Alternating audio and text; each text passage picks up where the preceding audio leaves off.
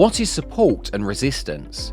In technical analysis, the lines connecting important highs and lows are called resistance and support lines.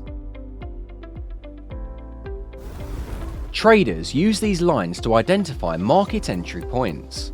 Support and resilience levels are an integrated part of technical analysis and serve to identify trends and make trading decisions. Support level.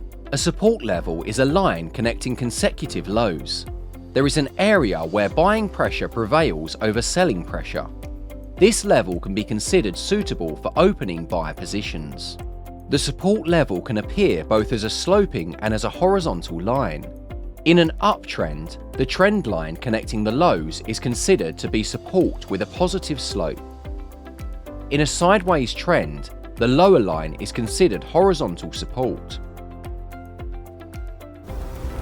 Resistance level.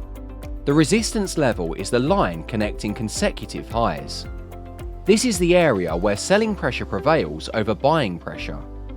Traders open sell positions when the price approaches the resistance level. In a downtrend, the resistance line connecting the highs is considered negative slope trend. In a sideways trend, the upper line is considered horizontal resistance. When an uptrend turns into a downtrend, the resistance level becomes a support level.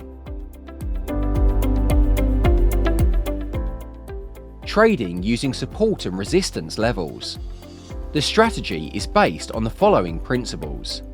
The closer the price is to the support level, the more profitable the deal for the buyers.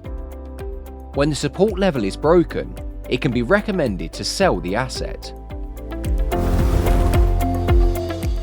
We wish you a successful trading.